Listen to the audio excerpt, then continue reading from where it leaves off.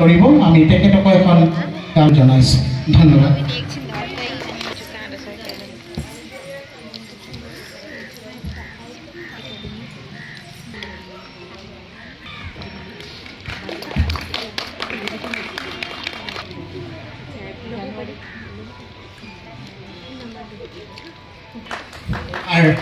আৰু এজন নৃত্যশিল্পী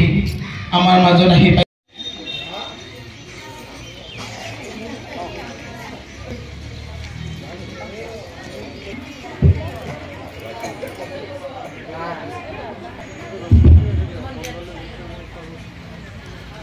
नमस्ते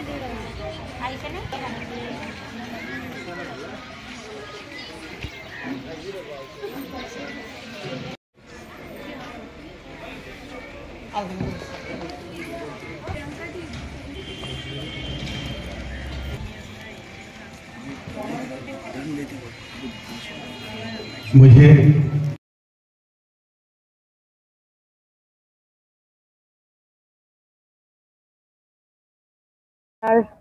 আমাৰ বিটিআৰৰ কেপিটেল চিটিত দ্য চিটি অফ পিছত খুব ভাল এটা প্ৰগ্ৰাম আয়োজন হৈছে ইয়াত প্ৰথমবাৰৰ কাৰণে নটৰাজ ফেষ্টিভেল ইয়াত আয়োজন কৰা হৈছে ইমান দূৰৰ পৰা আহিছে আমাৰ ভিল্লায়ৰ পৰা গীতা এক্ট আৰু সি মানে কলা একাডেমি হয় আৰু আমাৰ কোকৰাঝাৰ নৃত্য কলা একাডেমিৰ লগত এছ'চিয়েট কৰি পেলাই সেই প্ৰগ্ৰামটো অৰ্গেনাইজ কৰা হৈছে কম্পিটিশ্যন প্ৰগ্ৰাম হয় এইটো আৰু ইয়াতে মিউজিক ডান্সৰ মানে বিষয় লৈ পেলাই ইয়াত কম্পিটিশ্যনটো হৈ আছে আৰু বহুত মানে নট অনলি কোকৰাঝাৰ মাত্ৰ কোকৰাঝাৰৰ নহয় পাৰ্টিচিপেণ্টছবোৰ প্ৰায় কোকৰাঝাৰৰ মানে ওচৰে পাছৰে বঙাইগাঁৱৰ পৰা আহিছে আৰু আমাৰ সেই গোসাইগাঁও আৰু ৰঙিয়াৰ পৰাও ইয়াত উপস্থিত হৈছে আৰু এই বাৰবিছাৰ পৰাও ইয়াত আহিছে আৰু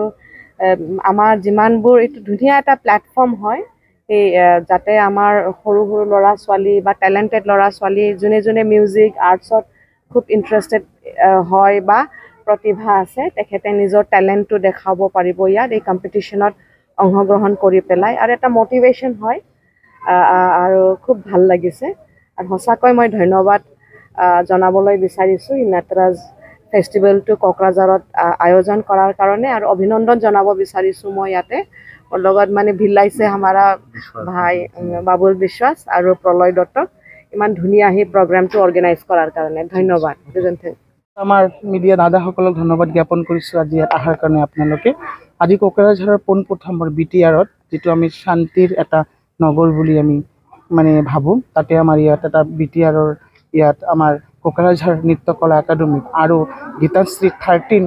মানে নেশ্যনেল ডান্স ফেষ্টিভেল আমি পাতিবলৈ সক্ষম হৈছোঁ নটৰাজ ডান্স ফেষ্টিভেল মই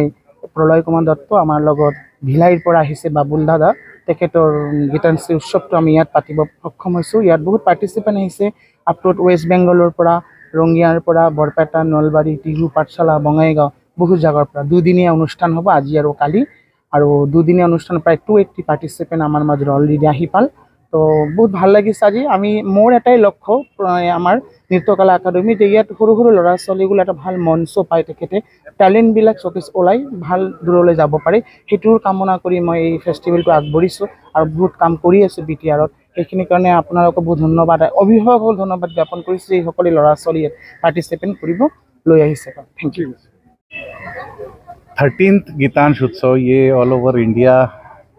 का पार्टिसिपेंट करते हैं बच्चे लोग कोकराझार के